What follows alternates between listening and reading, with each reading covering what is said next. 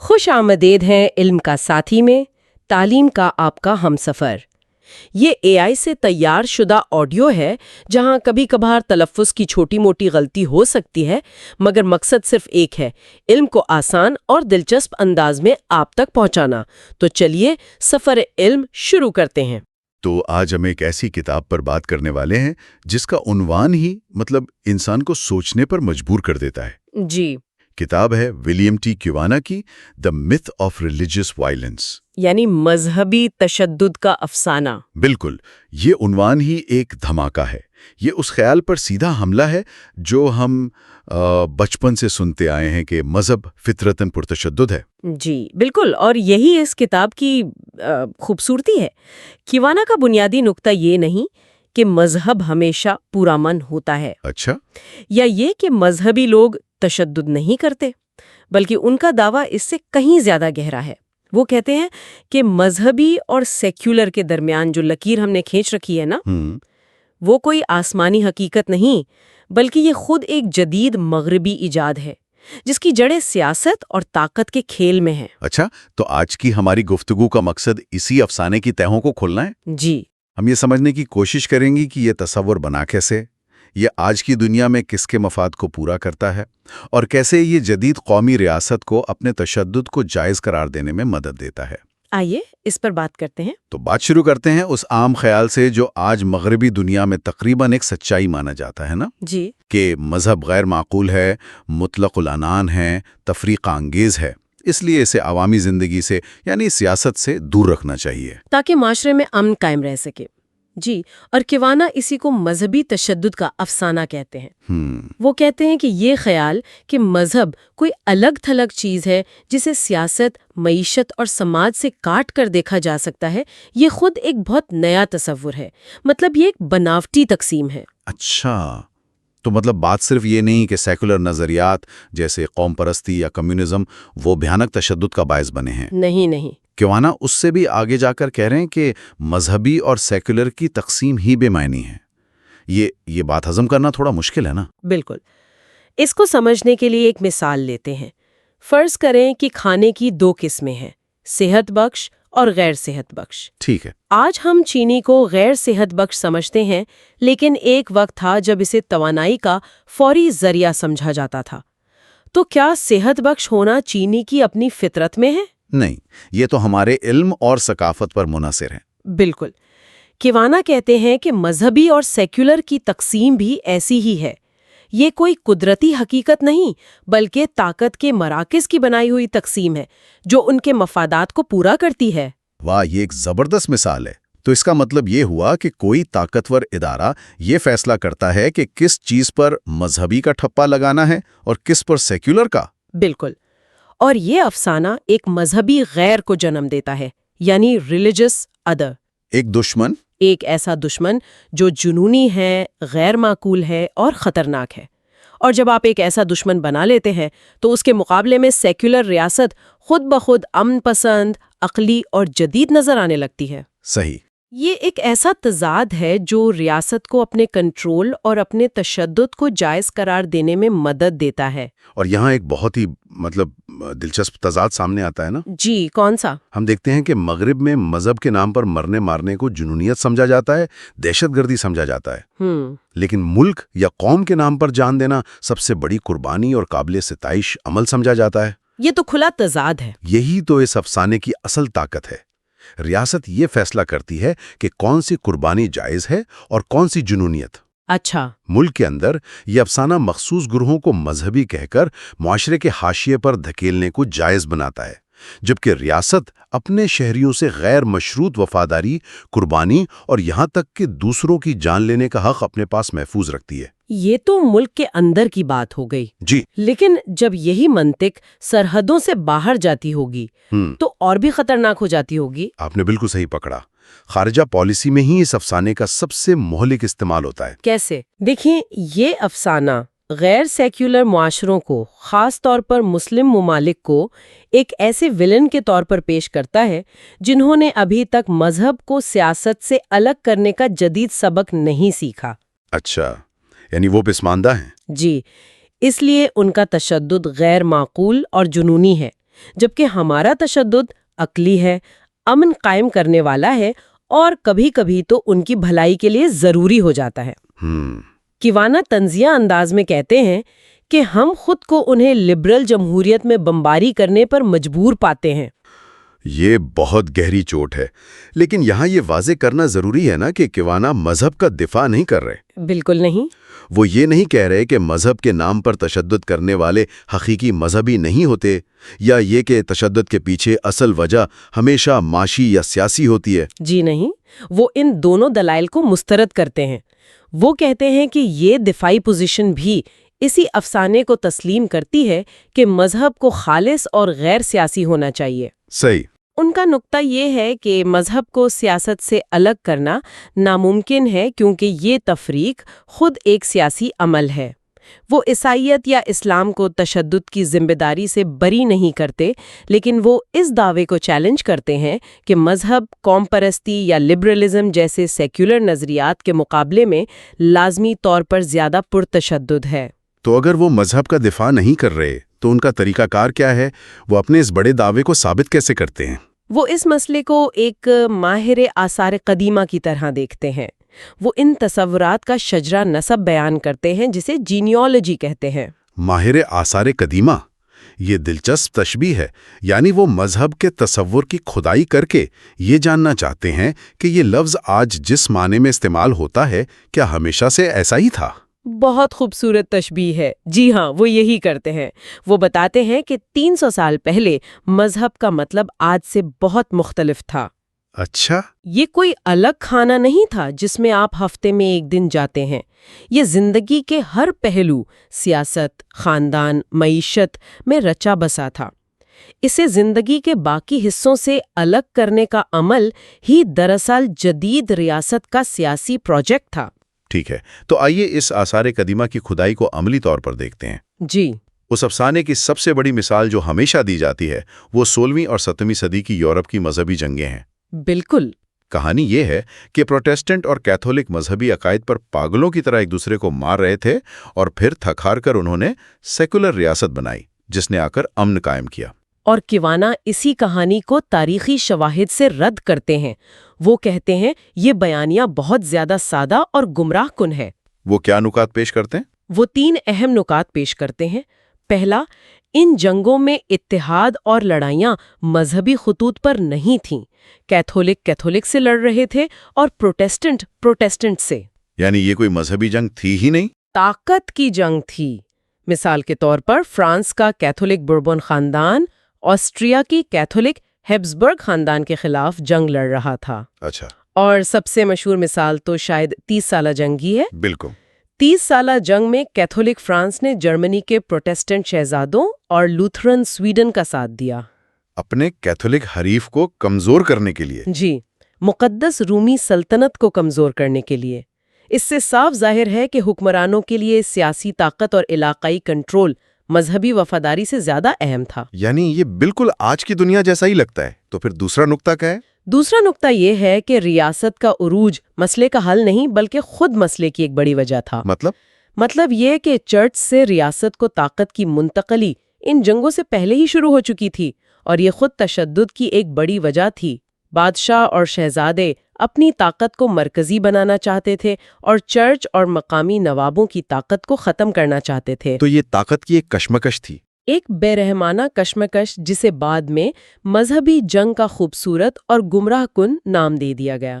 حیرت کی بات ہے، یعنی جس کہانی کو ہم یورپی تاریخ کی ایک مسلمہ حقیقت سمجھتے تھے، وہ کہانی ہی اصل میں ریاست کی اپنی طاقت کو جائز قرار دینے کے لیے گھڑی گئی تھی۔ جی، یہ تو پورا نقطہ نظر ہی بدل دیتا ہے۔ اور تیسرا نقطہ تقدس کی ہجرت تھا، یہ کیا ہے؟ یہ کروانا کا ایک مرکزی تصور ہے۔ وہ کہتے ہیں کہ یہ مذہب اور سیاست کی علیحدگی نہیں تھی بلکہ تقدس کی ہجرت تھی، مائگریشن آف دا ہولی۔ یعنی جو مقدس چیزیں پہلے چرچ سے وابستہ تھیں وہ اب ریاست سے وابستہ ہو گئیں، وفاداری کی جگہ بدل گئی۔ اچھا۔ انسان کی قربانی دینے کی خواہش ختم نہیں ہوئی، بس اس کا رخ بدل گیا۔ پہلے وہ جنت کے لیے جان دیتا تھا، اب وہ ملک کے نام پر جان دینے لگا۔ پرو پاتریا موری، یعنی ملک کے لیے مرنا میٹھا اور مناسب ہے۔ تو ریاست نے خود ایک مقدس حیثیت اختیار کر لی۔ بالکل، اور ریاست نے اس خواہش کو پورا کرنے کے لیے پورا ایک نظام بنایا۔ قومی ترانے، پرچم کی سلامی، فوجی پریڈز، یادگاریں۔ گمنام سپاہی کا مزار؟ جی، یہ سب اسی نئے مذہب یعنی قوم پرستی کی رسومات ہیں۔ کیوانا بتاتے ہیں کہ ریاست نے چرچ سے صرف طاقت ہی نہیں لی بلکہ اس کی روحانی زبان اور رسومات بھی اپنا لیں۔ یہ تاریخی مثال تو واقعی آنکھیں کھول دینے والی ہے، لیکن یہ تو ماضی کی بات ہوئی۔ آج کے دور میں یہ افسانہ کیا کردار ادا کر رہا ہے؟ کیوانا امریکہ کی مثالیں دیتے ہوئے بتاتے ہیں کہ یہ افسانہ آج بھی بہت فعال ہے۔ اچھا۔ گھریلو سیاست میں 1940 کی دہائی سے سپریم کورٹ نے مذہبی تقسیم کے خطرے کو بنیاد بنا کر عوامی اسکولوں میں دعا پر پابندی لگائی اور مذہبی اداروں کی سرکاری امداد کو روکا۔ لیکن اسی دوران حب الوطنی پر مبنی مذہبی حوالوں کی اجازت دی گئی۔ یہ تو وہی تضاد ہے جس کی ہم نے پہلے بات کی تھی۔ جی ہاں، ایک طالب علم کی ذاتی دعا کو معاشرتی امن کے لیے خطرہ سمجھا گیا، لیکن کرنسی پر ان گاڈ وی ٹرسٹ لکھنا یا حلف میں سو ہیلپ می گاڈ کہنا سیکولر یا رسمی قرار دے دیا گیا۔ کیوں؟ کیونکہ یہ چیزیں ریاست سے وفاداری کو مضبوط کرتی ہیں۔ یہاں پھر وہی بات سامنے آتی ہے کہ کیا مذہبی ہے اور کیا نہیں، اس کا فیصلہ طاقت کے مراکز کرتے ہیں۔ اور خارجہ پالیسی میں اس کا استعمال تو اور بھی واضح اور خطرناک ہے۔ آپ نے ایران کی مثال دی تھی، کیا آپ اس پر تھوڑی اور روشنی ڈال سکتی ہیں؟ ضرور۔ 1953 میں ایران میں ایک جمہوری طور پر منتخب وزیر اعظم محمد مصدق نے برطانوی کنٹرول میں موجود تیل کی صنعت کو قومی ملکیت میں لے لیا۔ یہ ایک معاشی اور سیاسی فیصلہ تھا۔ جی، لیکن امریکہ اور برطانیہ، جن کی کمپنیوں کا کنٹرول ختم ہو رہا تھا، نے اس کے خلاف ایک خفیہ آپریشن کیا اور بغاوت کروا کے شاہ کو واپس تخت پر بٹھا دیا، جو ایک آمر تھا۔ اور اس کے بعد کئی دہائیوں تک شاہ کی جابرانہ حکومت کو مغربی حمایت حاصل رہی۔ جی، پھر جب 1979 میں اس ظلم کے خلاف اسلامی انقلاب آیا تو مغرب نے اسے صرف مذہبی جنونیت قرار دیا۔ یعنی 1953 کی تاریخ کو مکمل طور پر نظر انداز کر دیا گیا۔ بالکل، جیسے کہ اس رد عمل کی کوئی سیاسی یا تاریخی وجہ تھی ہی نہیں۔ وہ ہم سے نفرت کیوں کرتے ہیں؟ اس سوال کا جواب ان کی غیر معقول مذہبی فطرت میں تلاش کیا گیا، نہ کہ امریکہ کی اپنی پالیسیوں میں۔ یہ افسانہ ہمیں اپنی تاریخ کا سامنا کرنے سے بچاتا ہے اور تشدد کا ایک بہت آسان بیانیہ فراہم کرتا ہے جس میں ہم ہمیشہ اچھے ہوتے ہیں۔ تو اگر ہم ساری بات کو سمیٹیں تو کیوانا کا بنیادی پیغام یہ نکلتا ہے کہ مذہبی تشدد اور سیکولر تشدد کے درمیان لکیر کوئی قدرتی حقیقت نہیں بلکہ ایک جدید سیاسی تعمیر ہے۔ جی، ایک ایسا آلہ جو قومی ریاست کی طاقت اور اس کے اپنے تشدد کو جواز فراہم کرنے کے لیے استعمال ہوتا ہے۔ اور اس افسانے کو ختم کرنے سے کیا ہوگا؟ کیوانا کے مطابق اس سے ہمیں دنیا کو سیکریسی اور سیکولرزم کی اس محدود چوائس سے باہر دیکھنے میں مدد ملے گی۔ یہ ہمیں دوسرے معاشروں کو جنونی سمجھنے کے دقیانوسی تصور سے آزاد کرے گا اور ہمیں جنگ کے جواز پر سوال اٹھانے کی ہمت دے گا۔ لیکن کوئی یہ بھی تو کہہ سکتا ہے کہ ٹھیک ہے، قوم پرستی بھی پرتشدد ہو سکتی ہے، مگر تاریخ میں صلیبی جنگوں اور جہاد کے نام پر جو کچھ ہوا، اس کی مثال تو سیکولرزم میں نہیں ملتی۔ کیا مذہب میں واقعی کوئی ایسی خاص بات نہیں جو اسے زیادہ خطرناک بناتی ہو؟ یہ ایک بہت اہم سوال ہے۔ کیوانا اس کا جواب نہیں میں دیتے ہیں۔ وہ 20ویں صدی کی مثال دیتے ہیں، 2 عالمی جنگیں، اسٹالن کے گلاگ، ماؤ کا ثقافتی انقلاب، پول پاٹ کے قتل عام کے میدان۔ ان میں کروڑوں لوگ مارے گئے۔ یہ سب سیکولر نظریات کی پیداوار تھے۔ ان کا نقطہ موازنہ کرنا نہیں بلکہ یہ بتانا ہے کہ تشدد کا تعلق کسی بھی ایسے مطلق نظریے سے ہو سکتا ہے جو اپنے ماننے والوں سے لامحدود وفاداری اور قربانی کا مطالبہ کرے، وہ نظریہ چاہے مذہبی ہو یا سیکولر۔ بالکل۔ تو اس کا مطلب یہ نہیں کہ مذہب کے نام پر ہونے والے تشدد کو نظر انداز کیا جائے، بلکہ یہ کہ تشدد کے تمام ذرائع کا یکساں طور پر اور ایمانداری سے تجزیہ کیا جائے۔ جی، قوم پرستی کو بھی اسی تنقیدی نظر سے دیکھا جائے جس سے مذہب کو دیکھا جاتا ہے۔ مقصد یہ ہے کہ تشدد کی وجوہات کو سمجھنے کے لیے مذہبی اور سیکولر کے مصنوعی خانوں سے باہر نکلا جائے۔ بالکل، یہ دیکھنا چاہیے کہ کن مخصوص حالات میں کون سے عقائد اور ادارے، چاہے وہ مذہبی ہوں یا سیکولر، تشدد کو فروغ دیتے ہیں۔ تو جاتے جاتے ایک سوال، ایک خیال چھوڑ جاتے ہیں۔ جی، اگر مذہبی جنونیت اور حب الوطنی پر مبنی قربانی کے درمیان کی لکیر طاقتور طبقے کھینچتے ہیں تو ایسی اور کون سی اندیکھی لکیریں ہیں جو ہماری دنیا اور تشدد کو قبول کرنے کی ہماری رضامندی کو تشکیل دے رہی ہیں؟ اگر پوڈ کاسٹ سنتے سنتے آپ کا دماغ ہاں یار یہ تو کمال کا کانٹینٹ ہے کہہ رہا ہے تو بھائی پھر لائک ضرور کرو، شیئر کر دو دوستوں کے ساتھ، اور ہاں سبسکرائب کا بٹن دبانا مت بھولنا، ورنہ اگلی دفعہ یہ علم کا خزانہ مس بھی ہو سکتا ہے۔ آج ہم جس کتاب کا گہرائی سے جائزہ لے رہے ہیں اس کا عنوان ہی مذہبی تشدد کا افسانہ ہے، اور آج کی ہماری گفتگو اس کے پہلے باب افسانے کی تشریح پر مرکوز ہوگی۔ مصنف کا دعویٰ ہے کہ یہ خیال کہ مذہب تشدد کی جڑ ہے صرف ایک غلطی نہیں بلکہ ایک طاقتور سیاسی افسانہ ہے جسے خاص مقاصد کے لیے استعمال کیا جاتا ہے۔ اچھا، تو یہ صرف ایک علمی بحث نہیں ہے؟ بالکل نہیں۔ اس کا تعلق اس سے ہے کہ ہم دنیا کو، خاص طور پر مغرب اور باقی دنیا کے تعلقات کو کیسے دیکھتے ہیں۔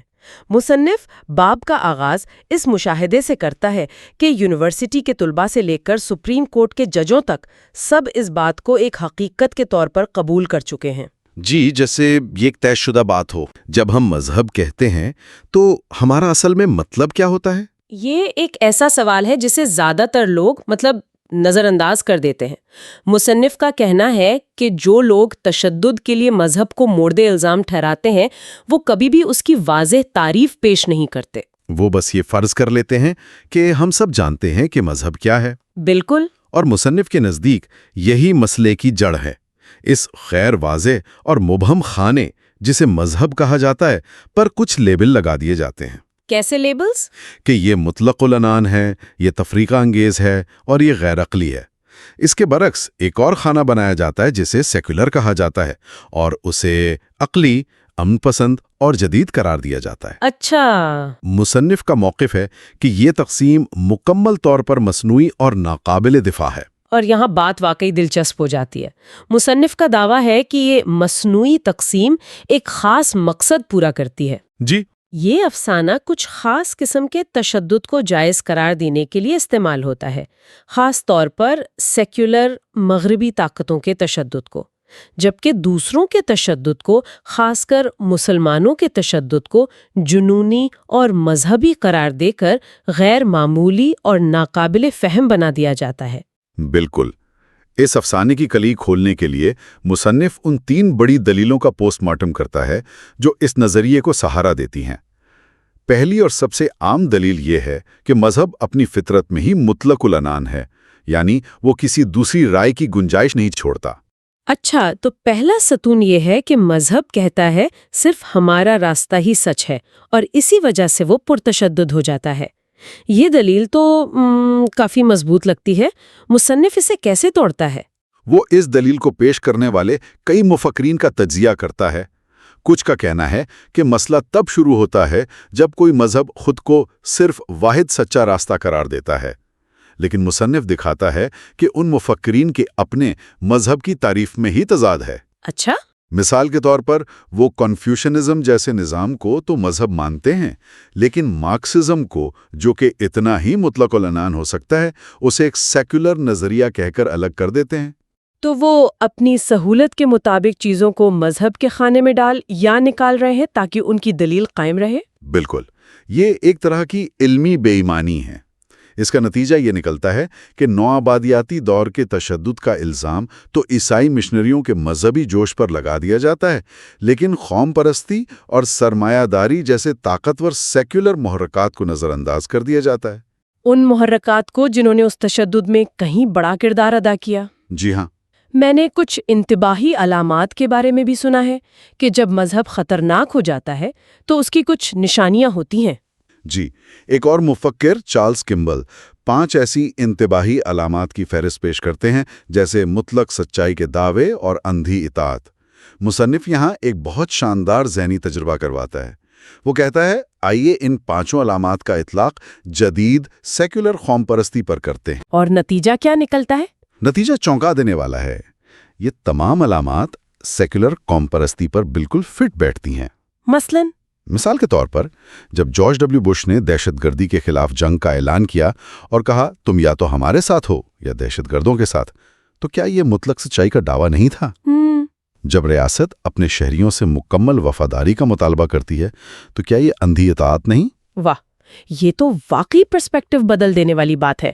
تو جن چیزوں کو ہم مذہبی جنون کی علامات سمجھتے ہیں وہ دراصل سیکولر نظریات میں بھی اتنی ہی شدت سے موجود ہیں۔ بالکل۔ اور پھر اس دلیل کی ایک تیسری قسم بھی ہے جو مذہب کی تعریف اتنی وسیع کر دیتی ہے کہ اس کا کوئی مطلب ہی نہیں رہتا۔ ایک مفکر رچرڈ وینٹرز یہاں تک کہتے ہیں کہ انسان ہونا ہی مذہبی ہونا ہے۔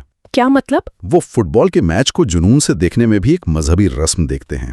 ایک منٹ، اگر فٹ بال دیکھنا بھی مذہب ہے تو پھر مذہب تشدد کا سبب بنتا ہے کہنے کا کیا مطلب ہوا؟ جی ہاں، یہ تو بس یہ کہنے کے مترادف ہے کہ انسان تشدد کرتے ہیں۔ اس سے ہمیں کوئی نئی بصیرت تو نہیں ملی؟ آپ نے بالکل صحیح نقطہ پکڑا۔ اگر ہر چیز مذہب ہے تو یہ اصطلاح اپنی تمام تجزیاتی طاقت کھو دیتی ہے۔ تو پہلا ستون کہ مذہب فطرتاً مطلق العنان ہے قریب سے جانچنے پر ریت کی دیوار ثابت ہوتا ہے۔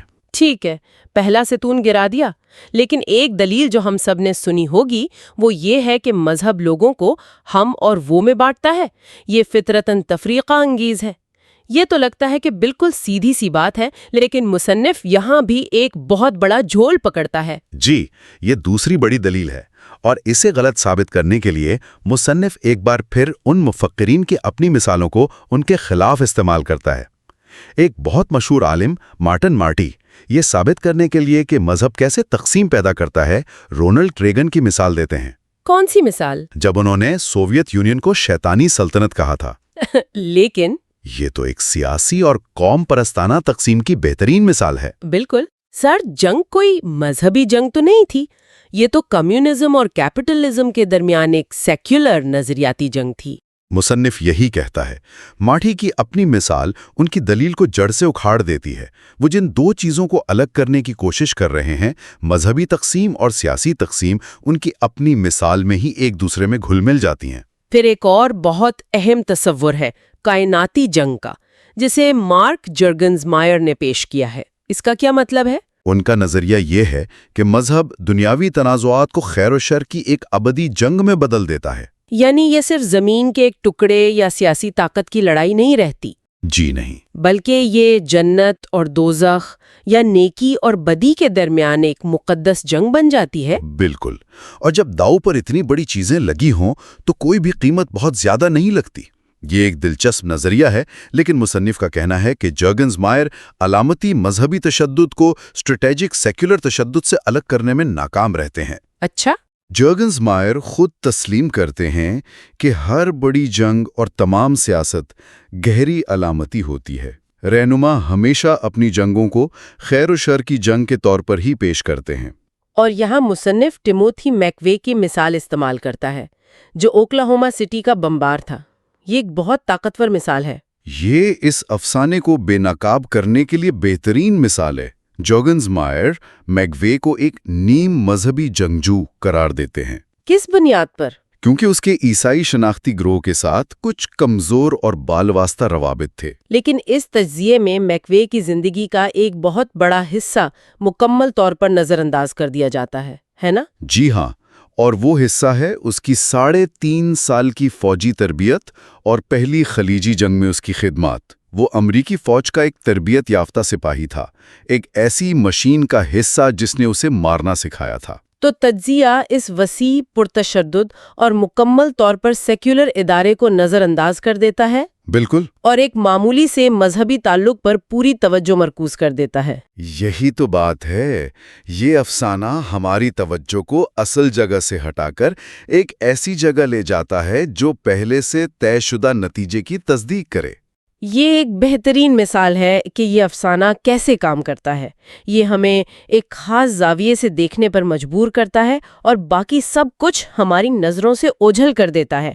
تو مذہب نہ تو فطرتاً مطلق العنان ہے اور نہ ہی منفرد طور پر تفرقہ انگیز، لیکن ایک آخری الزام باقی ہے، اور یہ شاید سب سے زیادہ عام ہے، کہ مذہب غیر عقلی جذبے اور جوش پر چلتا ہے جبکہ سیکولر دنیا منطق اور عقل پر۔ کیا اس میں کوئی سچائی ہے؟ یہ تیسرا اور آخری ستون ہے، اور شاید سب سے کمزور بھی۔ مصنف دکھاتا ہے کہ جو مفکرین یہ دلیل دیتے ہیں وہ خود بھی تسلیم کرتے ہیں کہ لبرلزم جیسے سیکولر نظریات بھی نیم مذہبی یا جنونی ہو سکتے ہیں، جیسے اندھی حب الوطنی؟ یا آزاد منڈی کی معیشت پر غیر متزلزل ایمان، چاہے اس کے نتائج کچھ بھی ہوں۔ آپ بالکل صحیح سمت میں سوچ رہی ہیں۔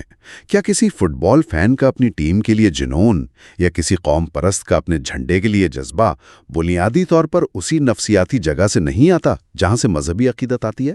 تو عقلی سیکولر دنیا اور غیر عقلی مذہبی دنیا کے درمیان کی لکیر بہت دھندلی ہے۔ بالکل۔ آر اسکاٹ ایپلبی کی کتاب مقدس کا دوغلا تن کے بارے میں کیا خیال ہے؟ وہ کہتے ہیں کہ مذہب کے مرکز میں مقدس کا ایک غیر عقلی تجربہ ہوتا ہے جو یا تو انتہائی تشدد یا انتہائی امن کا باعث بن سکتا ہے۔ مصنف اس دلیل کو بھی رد کرتا ہے۔ اس پر تنقید یہ ہے کہ یہ ایک پراسرار اور ناقابل تصدیق اندرونی تجربے پر مبنی ہے۔ اس کا کوئی ٹھوس ثبوت نہیں ہے۔ یہ دلیل بلاخر ایک چکر میں پھنس جاتی ہے۔ وہ کیسے؟ کہ اگر تشدد کا کوئی عمل خاص طور پر شدید، سفاکانہ یا شیطانی ہے تو یہ ضرور کسی گہرے مذہبی جذبے کا نتیجہ ہوگا۔ تو اگر یہ واقعی بہت برا ہے تو یہ لازماً مذہبی ہوگا؟ یہ تو منطق نہیں، ایک مفروضہ ہوا۔ یہی وہ سرکولر منطق ہے جسے مصنف بے نقاب کر رہا ہے۔ اور آخری مفکر چارلس سلنگیٹ تو اس بات کو بالکل صاف صاف کہہ دیتے ہیں، مغرب عقلی اور منطقی ہے، جبکہ مذہبی لوگ مختلف طریقے سے سوچتے اور محسوس کرتے ہیں۔ یہ تو سیدھا سیدھا تعصب لگتا ہے۔ بالکل، اور ستم ظریفی یہ ہے کہ ان کا اپنا تجزیہ ہی ان کی بات کو غلط ثابت کرتا ہے۔ وہ بیان کرتے ہیں کہ کیسے مغرب امریکہ کی قیادت میں اپنی سیکولر ثقافت کو اقتصادی اور فوجی طاقت کے ذریعے دنیا پر مسلط کر رہا ہے، اچھا، جسے وہ خود تبلیغی انداز اور مذہبی یقین سے تشبیہ دیتے ہیں۔ لیکن جب غیر مغربی گروہ اس جارحیت کا پرتشدد جواب دیتے ہیں تو ان کے تشدد کو مذہبی تشدد کا لیبل لگا دیا جاتا ہے۔ جی، جارح کے تشدد کو سیکولر خارجہ پالیسی کہہ کر معمول بنا دیا جاتا ہے، جبکہ رد عمل کو مذہبی جنون کہہ کر غیر معمولی بنا دیا جاتا ہے۔ ایک لمحے کے توقف کے بعد میرا دماغ تھوڑا گھوم گیا ہے۔ ان تینوں ستونوں کو ایک ایک کر کے گرا دیا گیا ہے، تو ان سب کا کیا مطلب ہے؟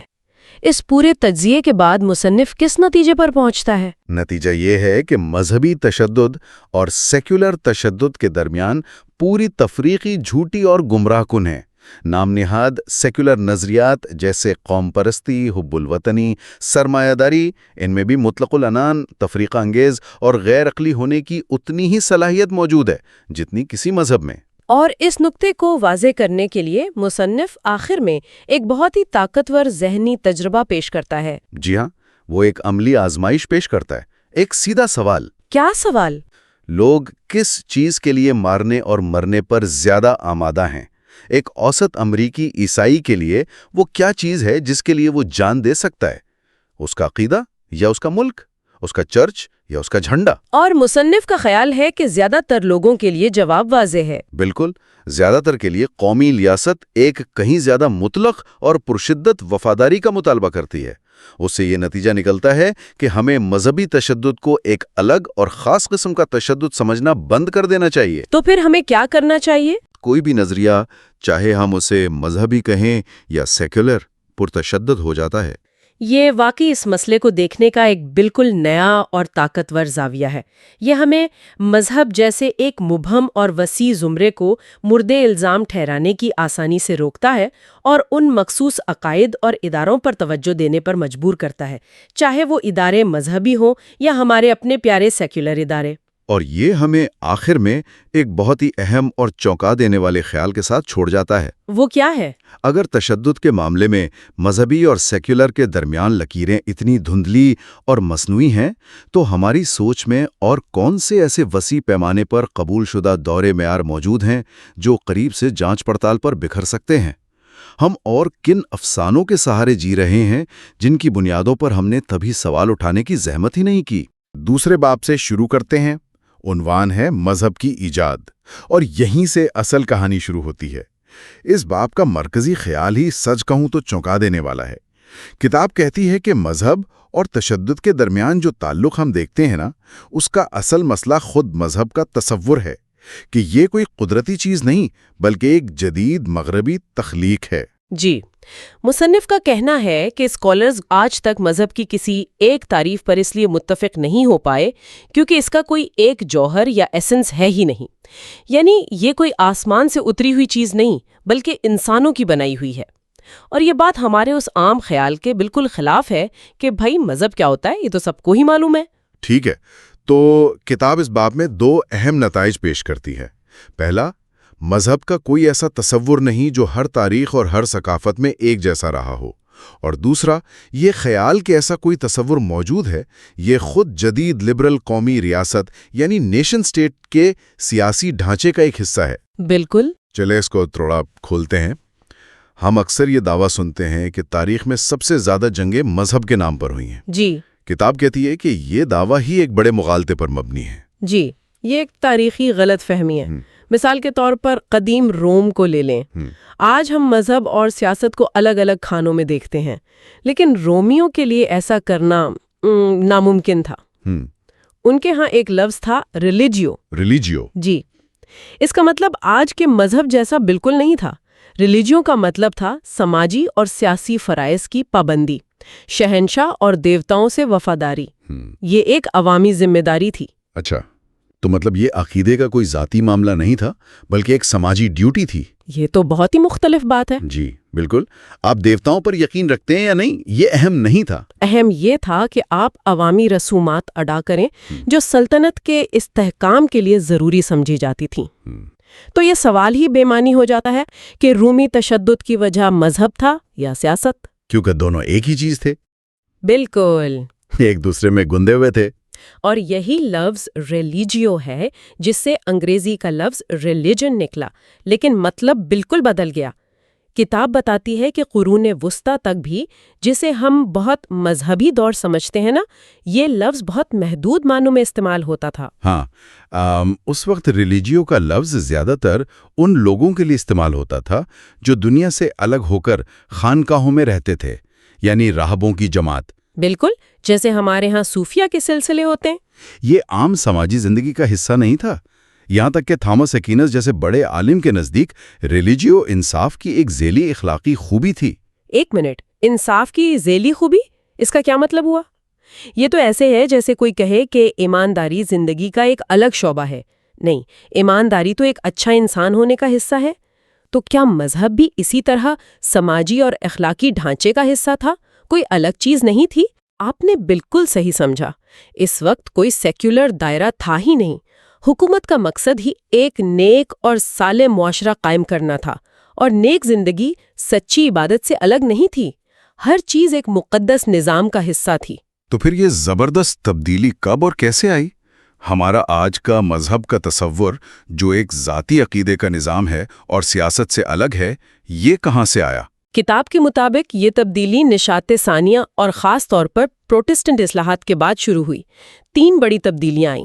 پہلی، مذہب ایک آفاقی چیز بن گیا جس کی مختلف قسمیں تھیں، جیسے عیسائیت، اسلام، یہودیت وغیرہ. اس سے پہلے لوگ خود کو عیسائی کہتے تھے، نہ کہ ایک مذہب کے پیروکار. اچھا، تو یہ کیٹیگری ہی نہیں تھی. اور دوسری تبدیلی کیا تھی؟ دوسری تبدیلی یہ تھی کہ مذہب ایک اندرونی، نجی اور ذاتی جذبہ بن گیا. پہلے یہ عوامی رسومات اور جسمانی عبادات کا نام تھا، لیکن اب یہ دل اور دماغ کا معاملہ بن گیا. اور تیسری اور سب سے اہم تبدیلی، مذہب کو عقائد اور نظریات کا ایک نظام سمجھا جانے لگا، یعنی توجہ عمل سے ہٹ کر عقیدے پر مرکوز ہو گئی. یہ تو بہت بڑی تبدیلی ہے. یعنی ریاست نے مذہب کو ایک ذاتی معاملہ قرار دے کر اسے عوامی زندگی سے مؤثر طریقے سے باہر نکال دیا. اس کے تو بہت گہرے اثرات ہوئے ہوں گے. بالکل. جان لاک جیسے مفکرین نے اس نظریے کو بہت مضبوط کیا. انہوں نے کہا کہ بھائی ریاست کا کام شہریوں کے دنیاوی مفادات کا تحفظ کرنا ہے، جان، آزادی اور جائیداد، جبکہ چرچ کا کام روح کی فکر کرنا ہے. یہیں سے عوامی اور نجی اور سیکولر اور مذہبی کی وہ تقسیم پیدا ہوئی جو آج ہمارے ذہنوں میں بیٹھی ہوئی ہے. لیکن کتاب کہتی ہے کہ یہ صرف ایک فلسفیانہ تبدیلی نہیں تھی، اس کے پیچھے سیاست تھی. جی، اور یہی کلیدی نقطہ ہے. مذہب کی یہ نئی تعریف صرف ایک غیر جانبدارانہ مشاہدہ نہیں تھی، یہ ایک سیاسی آلہ تھا جس نے نئی بننے والی قومی ریاست کو اپنا اختیار قائم کرنے میں مدد دی۔ ریاست نے چرچ سے کہا کہ آپ لوگوں کے عقائد سنبھالیں، جو کہ ایک ذاتی معاملہ ہے، جبکہ عوامی وفاداری اور طاقت کا مرکز اب ریاست ہوگی، چرچ نہیں۔ یعنی چرچ کو ایک نجی دائرے تک محدود کر کے ریاست کے تابع کر دیا گیا؟ بالکل۔ یہ سمجھنا تو بہت دلچسپ ہے کہ مغرب میں یہ تصور کیسے تیار ہوا، لیکن یہ خیال صرف وہیں تک تو محدود نہیں رہا۔ آج ہم پوری دنیا میں مذہب کی بات کرتے ہیں، تو کتاب کے مطابق یہ مغربی تصور باقی دنیا تک کیسے پہنچا؟ اس کا جواب ایک لفظ میں ہے: نوآبادیات، کالونائزیشن۔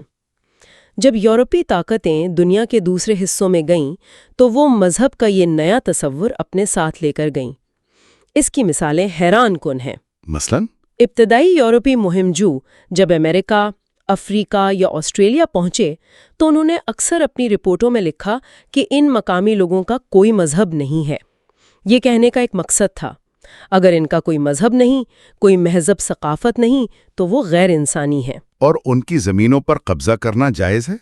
لیکن پھر تو کہانی بدل گئی۔ بعد میں انہی یورپیوں نے دریافت کیا کہ ان لوگوں کے تو بڑے پیچیدہ مذاہب ہیں۔ یہ تبدیلی کیوں آئی؟ یہ کنٹرول کی ایک زیادہ جدید حکمت عملی تھی۔ جب نوآبادیاتی نظام قائم ہو گیا تو مقامی روایات کو مذہب کا لیبل دینا زیادہ فائدہ مند تھا۔ ایسا کر کے نوآبادیاتی طاقتیں ان روایات کو غیر سیاسی بنا سکتی تھیں۔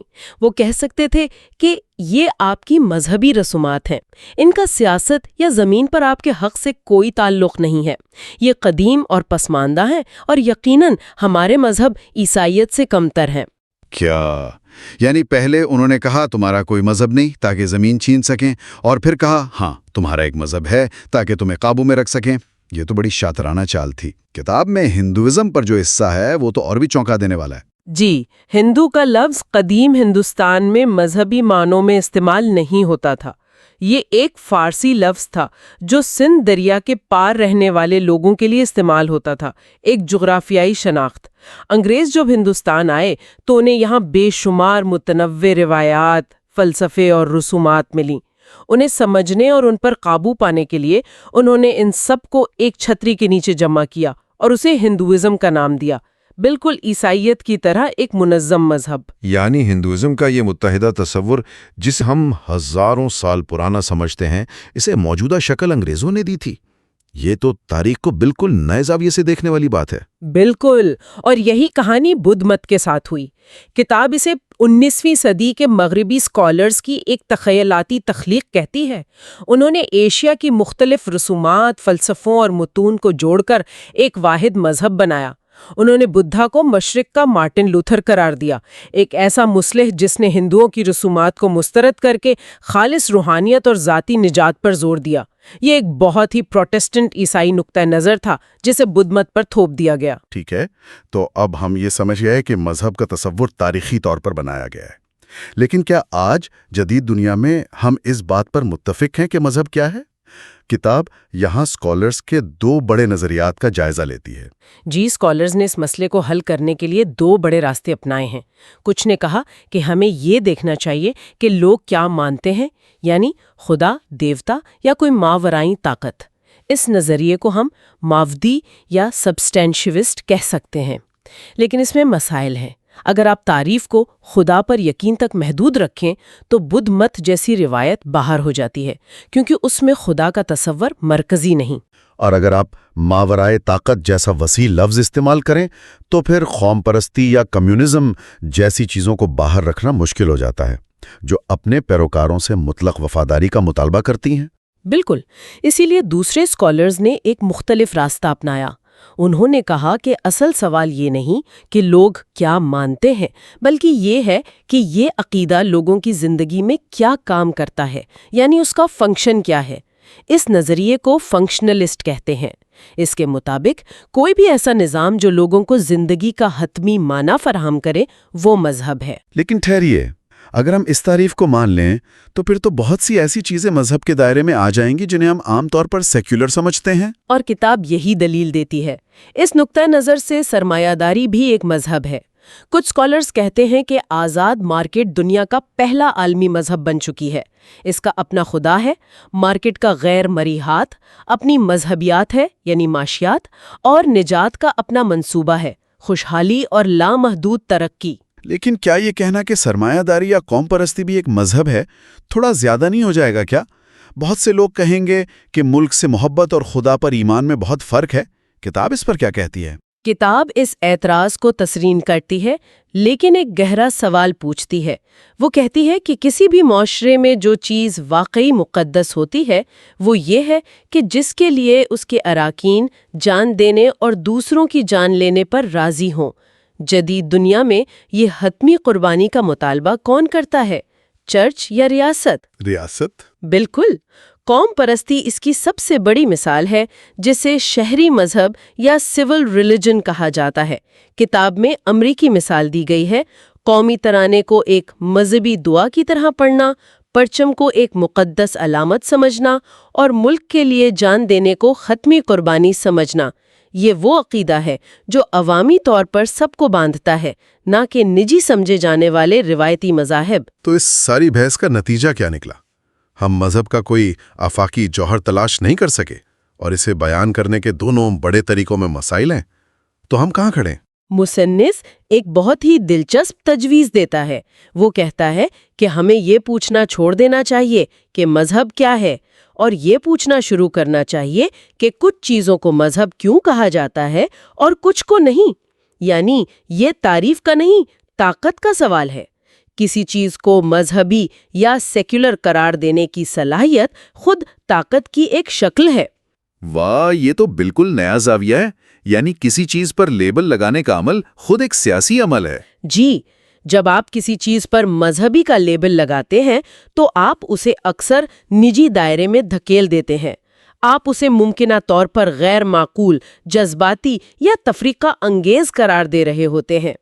لیکن جب آپ کسی چیز پر سیکولر کا لیبل لگاتے ہیں، جیسے قوم پرستی، حب الوطنی یا ریاستی تشدد، تو آپ اسے عوامی، عقلی اور سب کے لیے ضروری قرار دے رہے ہوتے ہیں۔ تو اب مجھے سمجھ آیا کہ یہ سب شروع میں کہی گئی بات سے کیسے جڑتا ہے، مذہبی تشدد کے افسانے سے۔ ہم ایک قسم کے تشدد کو مذہبی کہہ کر برا اور جنونی قرار دیتے ہیں، جبکہ دوسری قسم کے تشدد کو جو قومی ریاست کرتی ہے سیکولر کہہ کر جائز بلکہ قابل تعریف سمجھتے ہیں، جیسے فوجیوں کی قربانیاں۔ یہ تفریق خود جدید ریاست کی طاقت اور تشدد پر اس کی اجارہ داری کو جواز فراہم کرتی ہے۔ یہ ہمیں بتاتی ہے کہ کس کی خاطر مرنا اور مارنا جائز ہے اور کس کی خاطر نہیں۔ تو آج کی گفتگو خلاصہ یہ ہے کہ مذہب کوئی قدرتی یا طے شدہ حقیقت نہیں، بلکہ ایک ایسا تصور ہے جسے ہم نے ایجاد کیا ہے۔ اس کی ایک مخصوص تاریخ ہے جو جدید ریاست کے عروج اور نو آبادیات سے جڑی ہوئی ہے، اور یہ تصور غیر جانبدار نہیں ہے۔ بالکل، جو تعریفیں ہم استعمال کرتے ہیں وہ دنیا کو دیکھنے کا ہمارا نظریہ بناتی ہیں۔ وہ تعین کرتی ہیں کہ ہم کس چیز کو معمول سمجھتے ہیں، کس چیز کو خطرہ اور کس قسم کی طاقت کو جائز قرار دیتے ہیں۔ مذہبی اور سیکولر کے درمیان یہ تفریق اس کھیل میں ایک بہت طاقتور آلہ ہے۔ یہ گفتگو واقعی سوچنے پر مجبور کرتی ہے، اور یہ ہمیں ایک آخری گہرے سوال پر چھوڑ جاتی ہے۔ اگر کسی نظریے کے لیے جان دینے اور لینے پر آمادگی ہی طاقتور ترین عقائد کی نشانی ہے، اور اگر جدید دنیا میں یہ وفاداری بنیادی طور پر قومی ریاست کا تقاضا ہے، نہ کہ چرچ یا مسجد کا، تو یہ اس بارے میں کیا بتاتا ہے کہ ہمارا اصل حتمی مذہب آج کہاں کھڑا ہے؟ تیسرا باب ہے۔ اچھا، اور اس میں مصنف کا کہنا ہے کہ یہ جو مقبول کہانی ہے نا، یہ تاریخ کا سیدھا سادہ بیان نہیں ہے، یہ جدیدیت کے لیے ایک تخلیقی داستان ہے۔ تخلیقی داستان، کریشن میتھ، جی، ایک ایسی کہانی جسے ایک خاص مقصد کے تحت بنایا گیا ہے، اور وہ مقصد ہے جدید ریاست اور اس کے تشدد کے استعمال کو ایک طرح سے جواز فراہم کرنا۔ تو آج کا ہمارا مقصد اسی کہانی کی تہوں میں اترنا ہے، اس تخلیقی داستان کو پرکھنا ہے اور دیکھنا ہے کہ تاریخ اصل میں ہمیں کیا بتاتی ہے۔ اچھا، تو یہ جو تخلیقی داستان کا لفظ ہے یہ بہت وزنی ہے۔ مطلب یہ صرف یہ نہیں کہہ رہا ہے کہ تعریف کا یہ ورژن غلط ہے، بلکہ یہ کہ اسے بنایا گیا ہے، ایک مقصد کے لیے مصنف کی اس سے کیا مراد ہے؟ یہ بہت اچھا سوال ہے۔ دیکھیں، مصنف کہتی ہیں کہ یہ کہانی پرانی اساطیری داستانوں کی طرح کام کرتی ہے۔ جیسے ایک ابتدائی افراتفری ہوتی ہے، کیوس، اور پھر ایک ہیرو یا نجات دہندہ آتا ہے جو نظم و ضبط قائم کرتا ہے۔ اس کہانی میں مذہبی جنون وہ افراتفری ہے اور سیکولر ریاست وہ ہیرو ہے۔ بالکل، لیکن مصنف کا بنیادی نقطہ یہ ہے کہ ریاست صرف حل نہیں تھی، وہ خود اس تشدد کو پیدا کرنے میں مطلب برابر کی شریک تھی۔ یہ جنگیں دراصل وہ لکیریں کھینچ رہی تھیں جنہیں آج ہم مذہب اور سیاست کہہ کر الگ الگ کر دیتے ہیں۔ اس وقت یہ اتنا واضح نہیں تھا۔ یہ تو بہت ہی دلچسپ بات ہے کہ یہ تفریق خود ان جنگوں کی پیداوار تھی۔ اچھا، تو یہ کہانی، یہ بیانیہ شروع کہاں سے ہوا؟ نہیں، یہ کوئی نئی بات نہیں ہے۔ اس کی جڑیں بہت گہری ہیں، 17ویں اور 18ویں صدی کے مفکرین تک جاتی ہیں۔ جیسے اسپینوزا کو لے لیں۔ اسپینوزا، جی۔ اس کا کہنا تھا کہ یہ سارا فساد مذہبی عقائد پر جھگڑوں کی وجہ سے ہے۔ ہر کوئی کہتا ہے کہ میرا سچ حتمی ہے، تو اس کا حل کیا ہے؟ ایک ایسی ریاست جو تمام روحانی اور دنیاوی معاملات پر مکمل اختیار رکھتی ہو۔ اور ہابز نے تو یہ سب اپنی آنکھوں سے دیکھا تھا، انگلستان کی خانہ جنگی، تو ظاہر ہے اس کا نظریہ تو اسی تجربے سے نکلا ہوگا کہ ایک مطلق العنان بادشاہی امن لا سکتا ہے۔ بالکل، ہابس کے لیے تو یہ ذاتی تجربہ تھا۔ اس نے خانہ جنگی کا ذمہ دار براہ راست مذہبی گروہوں کو ٹھہرایا۔ اس کے نزدیک واحد حل یہ تھا کہ روحانی اور دنیاوی دونوں طاقتیں بادشاہ کی ذات میں جمع کر دی جائیں۔ یہاں تک کہ سچ کیا ہے اس کا فیصلہ بھی ریاست کرے۔ جی ہاں، یہ ایک بہت انقلابی خیال تھا کہ سچائی کا تعین چرچ نہیں، ریاست کرے گی۔ لیکن پھر جان لاک آئے اور ان کا نظریہ تو تھوڑا مختلف تھا۔ وہ تو مذہبی آزادی کے حامی تھے۔ وہ تھے، لیکن ان کی آزادی کی بھی ایک حد تھی۔ لاک نے کہا کہ مسئلہ مذہبی تنوع نہیں، مسئلہ عدم برداشت ہے۔ تو حل یہ ہے کہ مذہب اور ریاست کو سختی سے الگ کر دو۔ مذہب ان کے مطابق ایک اندرونی معاملہ ہے، روح کا، اور ریاست کا کام بیرونی معاملات دیکھنا ہے، جان، مال، جائیداد۔ بالکل، لیکن یہاں ایک بہت اہم نقطہ ہے جسے اکثر نظر انداز کر دیا جاتا ہے۔ اس تفریق کو نافذ کرنے کے لیے لاک نے ریاست کو تشدد کے استعمال پر مکمل اجارہ داری دے دی۔ Monopoly on violence. جی، یعنی اگر کوئی مذہبی گروہ ریاست کے قانون توڑے تو ریاست کو اسے کچلنے کا پورا حق ہے۔ تو بظاہر آزادی کی بات ہے، لیکن حتمی طاقت ریاست کے پاس ہی ہے۔ اور روشن خیالی کے دور میں والٹیئر اور روسو نے بھی اسی خیال کو آگے بڑھایا۔ جی، انہوں نے بھی۔ والٹیئر نے تو الہیاتی مذہب کو ہی ساری مصیبت کی جڑ قرار دیا۔ اسی طرح روسو نے ایک شہری مذہب کا تصور دیا جس کا کام اچھے شہری بنانا تھا، نہ کہ نجات دلانا۔ تو ان سب میں مشترک بات یہی تھی کہ امن کے لیے چرچ کو کمزور کرو اور ریاست کو مضبوط۔ اور یہیں سے بات آج کے دور میں آ جاتی ہے جو واقعی دلچسپ ہے۔ یہ صدیوں پرانی دلیل آج کیسے استعمال ہو رہی ہے؟ بالکل، آج کے بڑے بڑے سیاسی نظرجدان، خاص طور پر لبرلزم کے حامی، اسی کہانی کو اپنی بنیاد بناتے ہیں۔ مثال کے طور پر جان رالز کو لے لیں۔ 20ویں صدی کے بہت بڑے مفکر۔ جی، ان کا کہنا ہے کہ لبرلزم کا تاریخی ماخذ ہی یہ مذہبی جنگیں ہیں۔ لبرلزم کا پورا منصوبہ ہی اس مسئلے کا حل ہے کہ وہ لوگ جن کے عقائد ایک دوسرے سے بالکل مختلف ہیں، وہ ایک معاشرے میں پرامن طور پر کیسے رہ سکتے ہیں۔ تو گویا لبرلزم خود کو ان جنگوں کے نجات دہندہ کے طور پر پیش کرتا ہے۔ یہ تو بہت طاقتور بیانیہ ہے۔ بہت زیادہ۔ اور اس کی ایک اور شاندار مثال امریکی آئین کی ماہر کیتھلین سولیوان ہے۔ انہوں نے امریکی آئین کی پہلی ترمیم کو ایک ایسے امن معاہدے سے تشبیہ دی جس نے تمام فرقوں کی سب کے خلاف جنگ کو ختم کیا۔ لیکن ایک منٹ، امریکہ میں تو یورپ جیسی مذہبی جنگیں کبھی ہوئی ہی نہیں۔ یہی تو بات ہے۔ یہ اس کی واضح مثال ہے کہ کس طرح اس یورپی داستان کو ایک ایسے مسئلے کے حل کے طور پر پیش کیا جاتا ہے جو شاید اس امریکی تناظر میں اس شکل میں موجود ہی نہیں تھا۔ یہ تو تاریخ کو اپنی ضرورت کے مطابق ڈھالنے والی بات ہوئی۔ اور فرانسس فوکویاما کا تاریخ کا خاتمہ والا نظریہ۔ ہاں، انہوں نے تو یہاں تک کہہ دیا کہ لبرل جمہوریت نے مذہب کے غیر معقول پہلوؤں کو ختم کر کے اسے نجی زندگی کا ایک بے ضرر شوق بنا دیا ہے، گویا لبرل ریاست نے ایک بہت بڑے افرید کو قابو کر لیا ہے۔ اور یہی وہ بنیادی تصور ہے جسے اس کتاب کی مصنف چیلنج کرتی ہیں۔ وہ کہتی ہیں کہ اگر ہم اس داستان کو مقدس متن ماننے کے بجائے اس کا تاریخی تجزیہ کریں تو یہ پوری عمارت ہلنے لگتی ہے۔ اچھا، تو وہ یہ تجزیہ کیسے کرتی ہیں؟ وہ اس داستان کو 4 بنیادی اجزاء میں تقسیم کرتی ہیں اور پھر ایک ایک کر کے ہر جز کو تاریخی حقائق کی کسوٹی پر پرکھتی ہیں۔ ٹھیک ہے۔ وہ 4 اجزاء کیا ہیں؟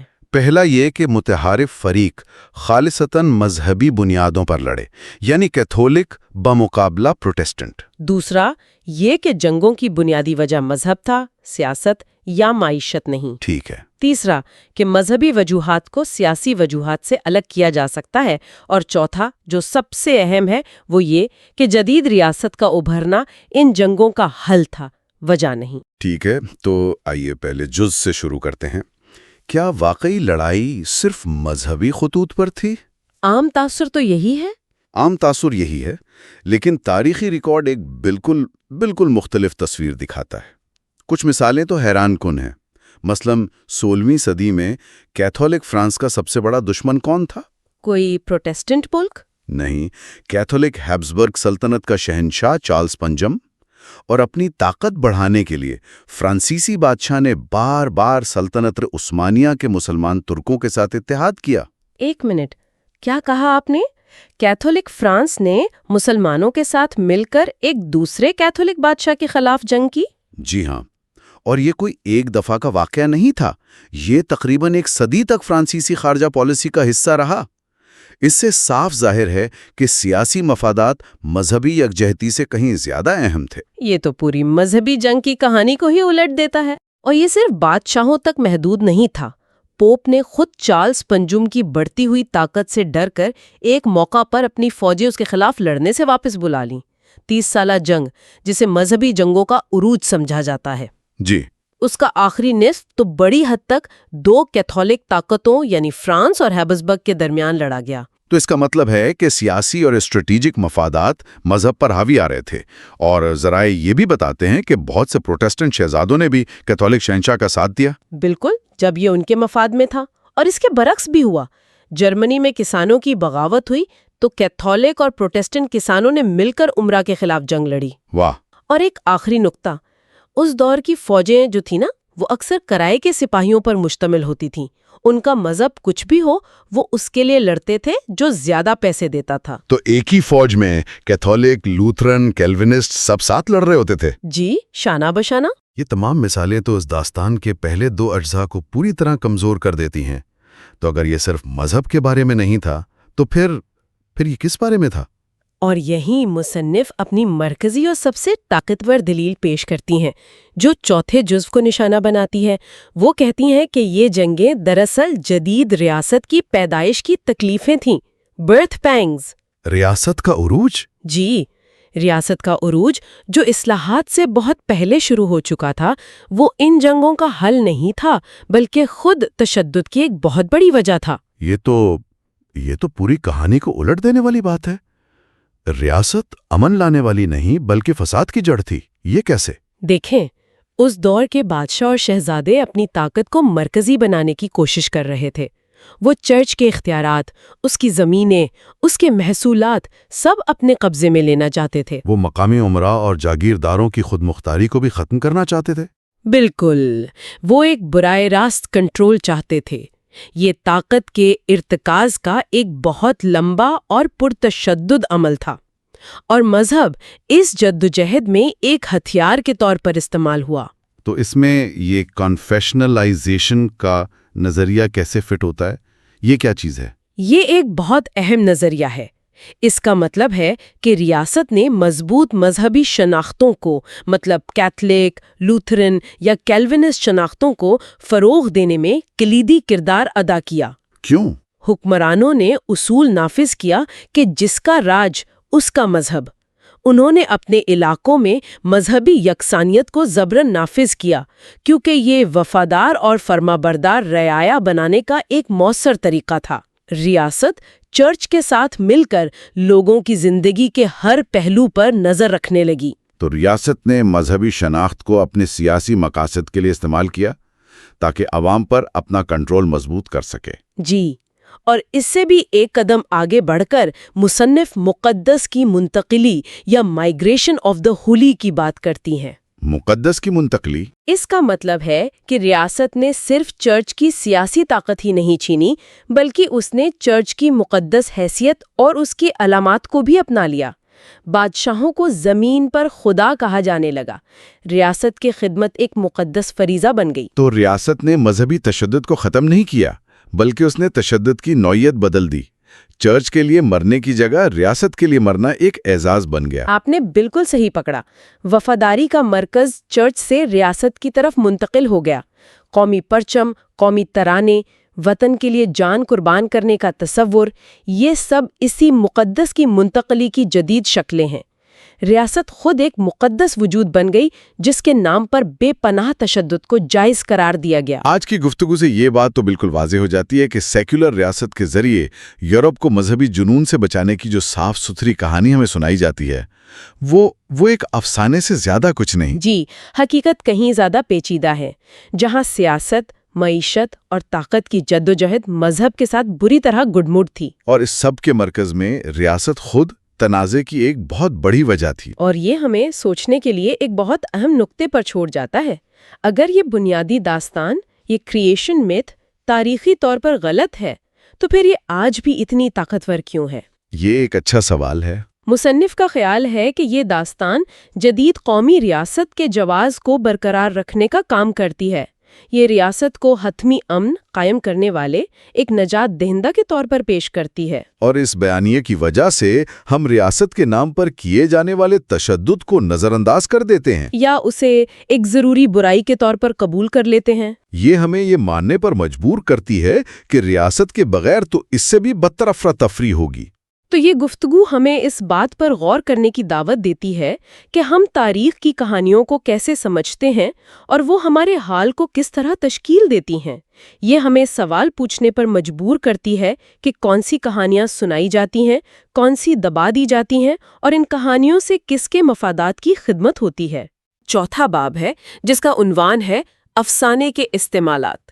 مصنف یہاں ایک بنیادی سوال اٹھاتا ہے، اگر یہ خیال کہ مذہب ہی تشدد کی جڑ ہے، ایک افسانے سے زیادہ کچھ نہیں، تو پھر یہ اتنا عام اور مقبول کیوں ہے؟ بالکل، اور مصنف کا جواب بہت سیدھا ہے۔ وہ کہتے ہیں کہ یہ کوئی معصومانہ غلط فہمی نہیں ہے، یہ ایک ایسی سوچ ہے جسے جان بوجھ کر بنایا گیا ہے، اور مغرب میں اس کے بڑے ٹھوس سیاسی مقاصد ہیں۔ آج ہم دیکھیں گے کہ یہ افسانہ کس طرح کام کرتا ہے، ملک کے اندر، خاص طور پر امریکی سپریم کورٹ میں، اور ملک سے باہر یعنی خارجہ پالیسی میں۔ ٹھیک ہے، تو چلیں پھر اس کی گہرائی میں اترتے ہیں۔ باب کا آغاز ایک بہت ہی آپ کہیں کہ چونکا دینے والی کہانی سے ہوتا ہے۔ جی، یہ کہانی ہے یہوہ کے گواہوں کی۔ ایک مسیحی گروہ تھا، اچھا، اور وہ اپنے عقیدے کی وجہ سے امریکی جھنڈے کو سلامی نہیں دیتے تھے۔ اس پر عام امریکی شہریوں نے ان پر ناقابل تصور تشدد کیا۔ یعنی شہریوں نے خود؟ جی، عام شہریوں نے۔ کسی کو خسی تک کر دیا گیا، کئی جگہوں پر انہیں سرعام مارا پیٹا گیا، تارکول اور پروں سے ڈھانپ کر ان کی تذلیل کی گئی۔ یہ تو بہت خوفناک ہے۔ تو یہاں تشدد کرنے والے قوم پرست شہری تھے اور تشدد کا شکار ایک پرامن مذہبی گروہ تھا۔ منطقی طور پر تو قوم پرستی کے خطرات پر بات ہونی چاہیے تھی۔ بالکل، لیکن یہیں پر مصنف ایک بہت ہی دلچسپ نقطہ اٹھاتے ہیں۔ وہ بتاتے ہیں کہ ایک مورخ ہیں مارٹن مارٹی، وہ اس واقعے کو قوم پرستی کے خطرات کی مثال نہیں بناتے ہیں۔ تو پھر کس چیز کی مثال بناتے ہیں؟ وہ اسے عوامی زندگی میں مذہب کے خطرات کی مثال بناتے ہیں۔ ایک منٹ، یہ تو بالکل الٹی بات ہے۔ یعنی پرتشدد قوم پرستوں کو تو معمول سمجھا جا رہا ہے، لیکن جو مذہبی گروہ عدم تشدد پر قائم ہے اسے مسئلے کی جڑ قرار دیا جا رہا ہے۔ آپ نے بالکل صحیح پکڑا، یہی اس افسانے کی بنیاد ہے۔ مذہب کی تعریف بہت منتخب طریقے سے کی جاتی ہے۔ جھنڈے کو سلامی دینا، جو خود ایک علامتی رسم ہے، اسے سیکولر اور حب الوطنی کہا جاتا ہے، مذہب نہیں۔ لیکن اس نے حصہ لینے سے انکار کو فوراً ایک مذہبی مسئلہ بنا دیا جاتا ہے۔ جی ہاں، تو یہ افسانہ ایک بہت کارآمد ٹول بن جاتا ہے۔ آپ کسی بھی چیز پر مذہبی کا ٹھپا لگا کر اسے خطرناک قرار دے سکتے ہیں۔ اور پھر قومی ریاست کو ایک ہیرو کے طور پر پیش کر سکتے ہیں جو ہمیں اس مذہبی خطرے سے بچائے گی۔ یہ ہمارے منطقی تشدد اور ان کے غیر منطقی مذہبی تشدد کے درمیان ایک لکیر کھینچ دیتا ہے۔ اچھا، تو یہ ایک طاقتور فریم ورک ہے۔ چلیں اس کے عملی استعمال کی طرف آتے ہیں۔ ملک کے اندر خاص طور پر امریکی سپریم کورٹ میں یہ کیسے استعمال ہوا؟ مصنف بتاتے ہیں کہ 20ویں صدی کے وسط میں امریکی قانونی سوچ میں ایک بہت بڑی تبدیلی آئی۔ پہلے ایک نظریہ تھا مذہبی اجتماعیت پسندی کا، جس میں مذہب کو معاشرے کو جوڑنے والی ایک مثبت قوت سمجھا جاتا تھا۔ ٹھیک ہے۔ لیکن 1940 کی دہائی سے سیکولر انفرادیت پسندی کا دور شروع ہوا۔ اس نئی سوچ کے مطابق مذہب فطری طور پر تفریقہ انگیز ہے، اس لیے اسے عوامی زندگی سے نکال کر نجی دائرے تک محدود کر دینا چاہیے۔ اور اسی سوچ کو قانونی شکل دینے کے لیے مذہبی تشدد کا افسانہ کام آیا۔ جی ہاں، یہ ایک کلیدی قانونی دلیل بن گیا۔ اس کی پہلی بڑی مثال 1940 کا وہی کیس مائنرزویل اسکول ڈسٹرکٹ وی گوبٹس۔ یہوا کے گواہوں والا کیس۔ جی، اس کیس میں عدالت نے اسکولوں میں جھنڈے کو لازمی سلامی دینے کا فیصلہ سنایا۔ جسٹس فرینکفرٹر نے اپنے فیصلے میں ماضی کی تلخ مذہبی جدوجہد کا حوالہ دے کر کہا کہ قومی اتحاد قومی سلامتی کی بنیاد ہے۔ یعنی ان کے نزدیک مذہبی جھگڑوں کا علاج یہ تھا کہ سب پر ایک قسم کی حب الوطنی مسلط کر دی جائے۔ یہ تو ایسا ہے جیسے ایک عقیدے کو دوسرے عقیدے سے دبایا جا رہا ہو۔ بالکل، اور یہ سوچ 1947 کے مشہور زمانہ case Everson v Board of Education میں اور بھی مضبوط ہو گئی۔ اسی کیس نے چرچ اور ریاست کے درمیان علیحدگی کی دیوار کے تصور کو مشہور کیا۔ اچھا، separation of church and state والی بات۔ جی، جسٹس ہیوگو بلیک نے یورپ کی صدیوں پرانی مذہبی جنگوں کا حوالہ دے کر کہا کہ چرچ اور ریاست کے درمیان ایک اونچی اور ناقابل تسخیر دیوار کھڑی کرنا ضروری ہے۔ لیکن ایک سوال ہے، کیا اس وقت امریکہ میں واقعی ویسی مذہبی جنگوں کا کوئی خطرہ تھا؟ یہی تو دلچسپ بات ہے۔ مصنف بتاتے ہیں کہ جسٹس بلیک خود اپنے فیصلے میں مانتے ہیں کہ اس وقت امریکہ میں ایسے تشدد کا خطرہ بہت کم تھا۔ انہیں اس خطرے کو زندہ کرنے کے لیے ماضی کو یاد دلانا پڑا۔ گویا خطرہ موجود نہیں تھا، لیکن اس کا خوف پیدا کیا گیا تاکہ ریاست کی طاقت کو جواز فراہم کیا جا سکے۔ بالکل، یہی منطق بعد کے کیسز میں بھی دہرائی گئی، جیسے اسکولوں میں دعا پر پابندی کے کیسز میں۔ وہاں بھی یہی کہا گیا کہ عوامی اسکولوں کو فرقوں کے جھگڑوں سے پاک ہونا چاہیے۔ یہاں ایک بہت بڑا تضاد ہے۔ سپریم کورٹ کی اپنی کارروائی کا آغاز خدا نہ اس معزز عدالت کو سلامت رکھے کے الفاظ سے ہوتا ہے، لیکن وہی عدالت اسکول کے بچوں کو دعا کرنے سے روکتی ہے۔ یہ کیسے؟ اس تضاد کا جواب ایک جج کی رائے میں ملتا ہے۔ انہوں نے کہا کہ خدا کا حب الوطنی پر مبنی ذکر ٹھیک ہے کیونکہ وہ ملک سے محبت کا اظہار کرتا ہے اور لوگوں کو متحد کرتا ہے، اچھا، لیکن مخصوص مذہبی ذکر کی اجازت نہیں کیونکہ وہ تفرقہ پیدا کرتا ہے۔ یہاں اصل فرق خدا کی موجودگی کا نہیں بلکہ امریکہ کی ریاست پر ایمان کی موجودگی کا ہے۔ پیغام یہ ہے، امریکہ کے ساتھ خدا ہم سب کو متحد کرتا ہے، لیکن خدا اکیلا ہمیں تقسیم کر دے گا۔ اچھا، تو اگر میں اس پوری بحث کو سمیٹنے کی کوشش کروں تو کیا یہ کہنا درست ہوگا کہ عدالتوں نے اس افسانے کو استعمال کر کے مذہب کو عوامی زندگی سے باہر کیا اور اس کی جگہ حب الوطنی کو ایک نئے قومی مذہب کے طور پر قائم کر دیا؟ بالکل درست، خلاصہ یہی ہے۔ اس افسانے نے امریکی ثقافت کو بدلنے میں مدد دی۔ ایک ایسی ثقافت جہاں مذہب کو عوامی بھلائی کا ذریعہ سمجھا جاتا تھا، اب اسے ایک نجی، ذاتی اور ممکنہ طور پر خطرناک قوت کے طور پر دیکھا جانے لگا۔ یہ تو ہوئی ملک کے اندر کی بات، لیکن مصنف کا استدلال ہے کہ یہی سوچ ملکی سرحدوں سے باہر یعنی خارجہ پالیسی پر اور بھی زیادہ سنگین نتائج کی حامل ہے۔ یہ کیسے کام کرتی ہے؟ بنیادی خیال وہی ہے، بس اسے عالمی سطح پر پھیلا دیا جاتا ہے۔ بیانیہ یہ بنتا ہے کہ مسلم معاشروں میں تشدد اس لیے ہے کیونکہ انہوں نے ہماری طرح مذہب کو سیاست سے الگ کرنا نہیں سیکھا۔ یہ دنیا کو دو حصوں میں تقسیم کر دیتا ہے، ایک طرف منطقی، سیکولر اور پرامن مغرب، اور دوسری طرف غیر منطقی، مذہبی اور پرتشدد باقی دنیا۔ اور اس سلسلے میں مصنف نے برنارڈ لوئس اور ان کے مشہور تہذیبوں کا تصادم کے نظریے کا ذکر کیا ہے۔ جی، لوئس کی دلیل یہ ہے کہ مغرب نے تو اپنی خونی مذہبی جنگوں سے سبق سیکھ لیا اور چرچ اور ریاست کو الگ کر دیا۔ چونکہ مسلم دنیا اس تجربے سے نہیں گزری، اس لیے انہوں نے یہ سبق نہیں سیکھا۔ لہٰذا مسلمانوں کا غصہ مغربی سیکولرزم کے خلاف ایک غیر منطقی مذہبی رد عمل ہے۔ لیکن مصنف اس بات سے اختلاف کرتے ہیں، ہے نا؟ کیا وہ کسی ٹھوس مثال کا حوالہ دیتے ہیں؟ جی، اور بہت طاقتور مثال دیتے ہیں۔ وہ 1953 میں ایران میں ہونے والی بغاوت کی مثال دیتے ہیں، جسے امریکہ اور برطانیہ نے منظم کیا تھا۔ اس میں ایک جمہوری طور پر منتخب حکومت کا تختہ الٹ دیا گیا تھا۔ برنارڈ لیوس اس واقعے کو ایک معمولی واقعہ قرار دیتے ہیں اور اس حقیقت کو مکمل طور پر نظر انداز کر دیتے ہیں کہ اس بغاوت کے بعد امریکہ نے 26 سال تک شاہ ایران اور اس کی شفاق خفیہ پولیس ساواک کی بھرپور حمایت کی۔ تو سوال یہ پیدا ہوتا ہے کہ ایرانیوں کا غصہ کیا واقعی غیر منطقی اور مذہبی تھا یا اس کی ٹھوس تاریخی اور سیاسی وجوہات تھیں؟ بالکل، یعنی اس افسانے کے ذریعے اصل سیاسی اور تاریخی مسائل پر پردہ ڈال دیا جاتا ہے اور ساری ذمہ داری مذہب پر ڈال دی جاتی ہے۔ اور یہ پیٹرن بار بار نظر آتا ہے؟ جی، 9/11 کے بعد اینڈریو سلیون نے ایک مشہور مضمون لکھا جس کا عنوان تھا یہ ایک مذہبی جنگ ہے۔ وہ اسامہ بن لادن کے بیان کا حوالہ دیتے ہیں جس میں سعودی عرب میں امریکی فوجیوں کی موجودگی کا ذکر تھا، لیکن پھر فوراً نتیجہ نکالتے ہیں کہ اصل مسئلہ امریکی پالیسی نہیں بلکہ یک خدائی مذہب میں فطری طور پر موجود کوئی چیز ہے۔ صحیح۔ تو ہر معاملے میں گفتگو کو موڑ دیا جاتا ہے۔ بجائے یہ پوچھنے کے کہ ہماری خارجہ پالیسی کا کیا اثر ہوا، سوال یہ بن جاتا ہے کہ یہ لوگ اتنے غیر منطقی کیوں ہیں، اور حل بھی یہی پیش کیا جاتا ہے کہ وہ ہماری طرح سیکولر بن جائیں۔ ٹھیک ہے، اور اب ہم باب کے آخری اور شاید سب سے چونکا دینے والے حصے پر پہنچ گئے ہیں۔ مصنف کہتے ہیں کہ یہ افسانہ صرف دنیا کو سمجھنے کا ایک ذریعہ نہیں، بلکہ یہ مغرب کو اپنے تشدد کا جواز فراہم کرنے کے لیے بھی استعمال ہوتا ہے۔ یہ کیسے ہوتا ہے؟ اس کی منطق بہت سادہ اور خوفناک ہے۔ وہ یہ ہے کہ مذہبی تشدد ہمیشہ ناجائز، جنونی اور غیر منطقی ہوتا ہے۔ اس کے ساتھ کوئی سمجھوتا نہیں ہو سکتا۔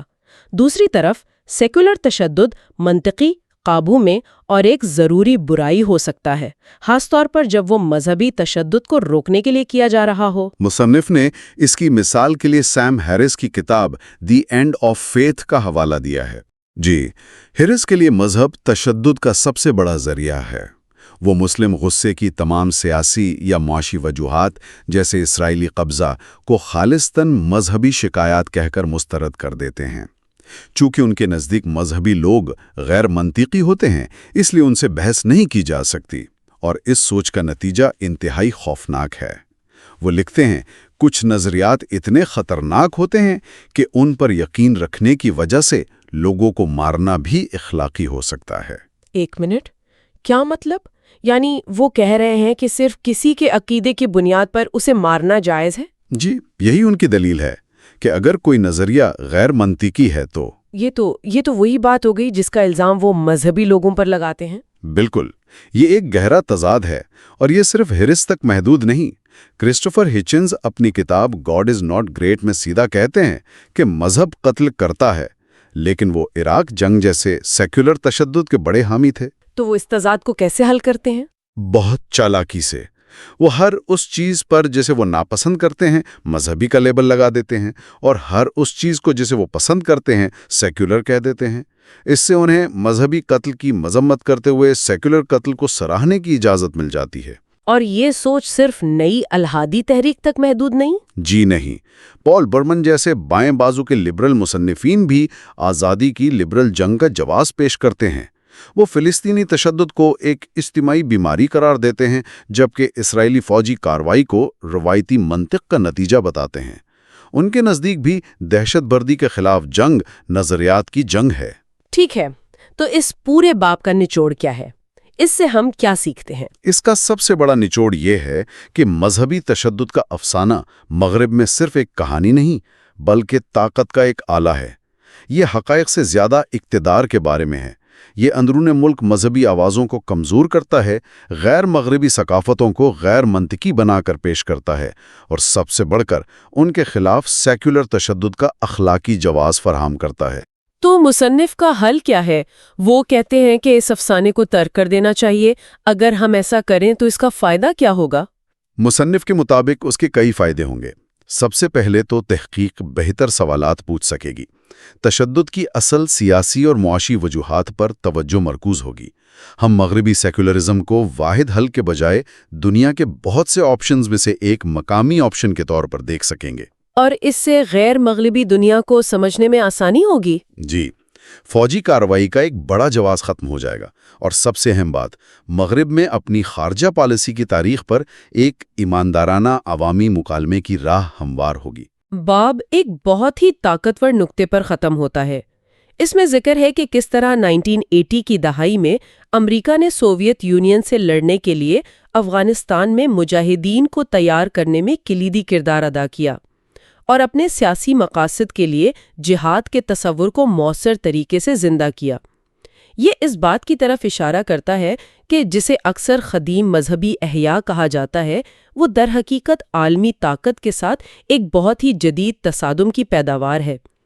سننے والوں کے لیے ایک آخری سوچ: اگر سیکولر اور مذہبی کے درمیان لکیریں عملی طور پر اتنی آسانی سے دھندلی اور تبدیل کی جا سکتی ہیں، تو ان تنازعات کے پیچھے حقیقی محرکات کیا ہیں جن کے بارے میں ہمیں بتایا جاتا ہے کہ وہ بنیادی طور پر عقیدے کے بارے میں ہیں؟ اچھا، تو دوستو، بس یہ تھی آج کی ویڈیو۔ یہاں پہ اب اس کا اختتام کرتے ہیں۔ اگر آپ کو یہ ویڈیو پسند آئی ہو تو لائک ضرور کریں، اپنے دوستوں کے ساتھ شیئر کریں، اور علم کا ساتھی کو سبسکرائب کرنا نہ بھولیں۔ تعلیم کا آپ کا ہم سفر۔ نئے ویڈیوز کے لیے بیل آئیکن بھی دبا دیں تاکہ کوئی بھی علم بھری بات آپ تک سب سے پہلے پہنچے۔ ملتے ہیں اگلے ویڈیو میں، تب تک کے لیے اللہ حافظ۔